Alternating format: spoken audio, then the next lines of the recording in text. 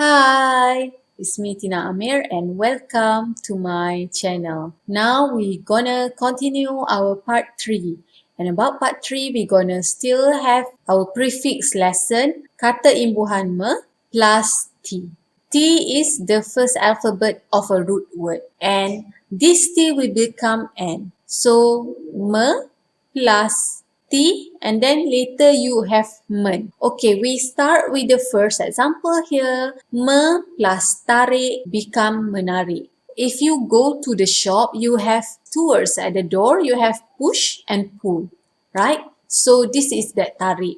Tarik is pull. But me plus tarik means menarik. Menarik means attract. First word for me plus T is attract. We start with the English sentence.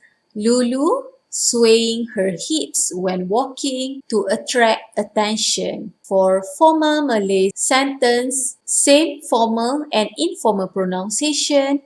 Lulu berjalan lenggang-lenggok untuk menarik perhatian. Berjalan lenggang-lenggok is swaying hips is to describe a type of walking which is lenggang-lenggok. So lenggang-lenggok is to describe when you're walking and then you swaying your hips. Walk is actually berjalan. So berjalan lenggang-lenggok untuk is for menarik, attract, and then attention is perhatian. But for speaking, this is same formal and informal pronunciation. We just say Lulu jalan lenggang-lenggok untuk tarik perhatian. The word berjalan and then for speaking we just say jalan, but jalan is street. Even change meaning, sometimes our people like to be simple people, so we just say jalan.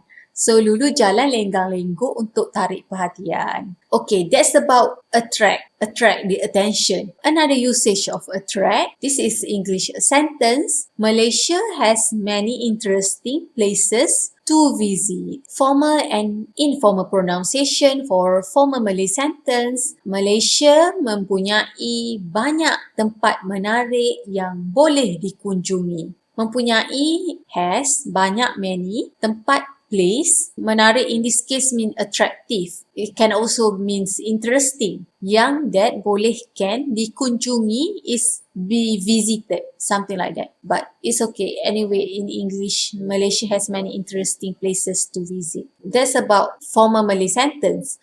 Now we see how it is for speaking. This is formal pronunciation. For speaking, Malaysia ada banyak tempat menarik untuk pergi. Informal pronunciation for speaking, Malaysia ada banyak tempat menarik untuk pergi. Yes, if you are in Malaysia, there are many kinds of places. But then again, please take care because even here many people are friendly.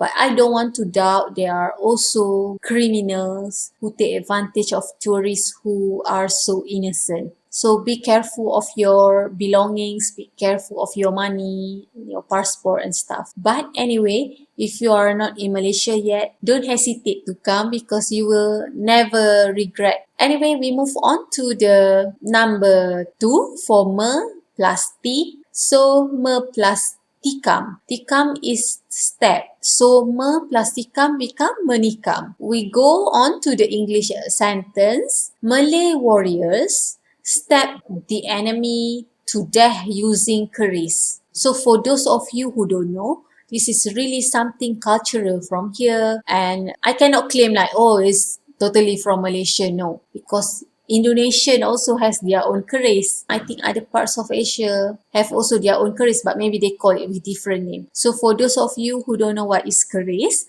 is an asymmetrical dagger with distinctive blade, and then they have patterning. This pattern achieved through alternating laminations of iron and nickelus iron. It's kind of like interesting. If you want to buy souvenir to bring back to your home country, then keris is something you should buy. Not real keris. Don't buy a dagger, it's so dangerous.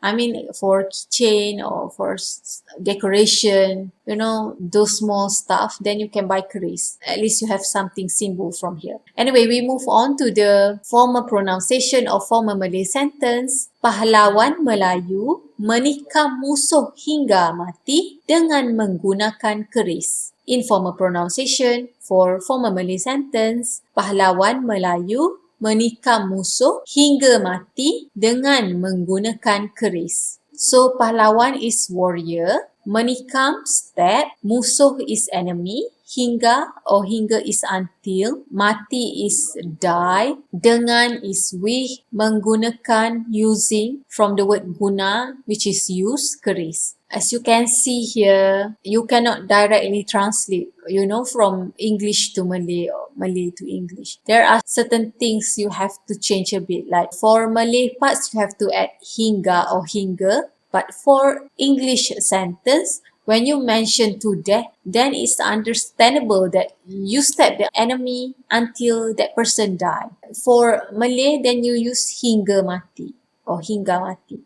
Now we gonna see how it is. Formal pronunciation for speaking, pahlawan Melayu tikam musuh guna keris. Informal pronunciation for speaking, pahlawan Melayu tikam musuh guna keris. That's how we say when we speak. And about menikam, English has the word backstabbing. Means you really do something bad without somebody's aware that you're doing bad to them. You appear so nice in front of people and then reality is you backstabbing them. So the word backstabbing we also have in Malay, which is menikam belakang. Belakang is back. So this is like real translation from English to Malay and have same meaning, which is cool. Anyway, we move on to the third example, which is telephone. So me plus telephone become menelpon. So telephone is telephone and menelpon is actually call. For English sentence, Jamal called Nini when he was abroad to break off their engagement. Formal pronunciation for formal Malay sentence, Jamal menelpon Nini ketika di luar negara untuk memutuskan pertunangan mereka. Informal pronunciation for formal Malay sentence, Jamal menelpon Nini ketika di luar negara untuk memutuskan pertunangan mereka. Call, menelpon,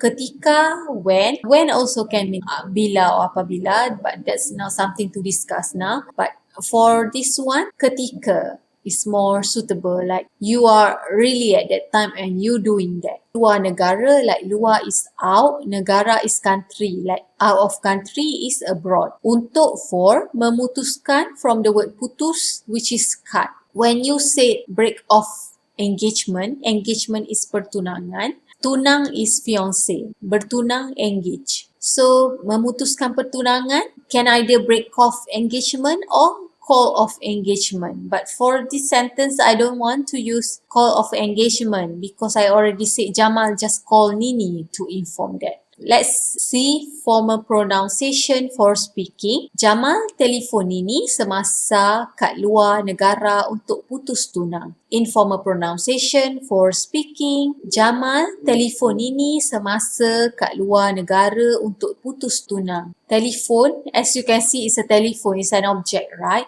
But menelpon is become a verb. But for this one, of course, you should use menelpon. But as I say, on certain things, our people like to be simple people, so we really lazy to say longer word. So we just say Jamal telefon Nini. If you think properly, of course, it's illogical. Like Jamal, object again, then telephone, object again, Nini, object again. Of course, it's something ridiculous. But for speaking, it's like that. It's something you have to digest. The rule is always keep to the simple. Semasa, ketika is too formal. Ketika we use for formal, sentence. But for speaking, we normally like to say semasa. Cut, we, of course, because of this, so we replace with cut.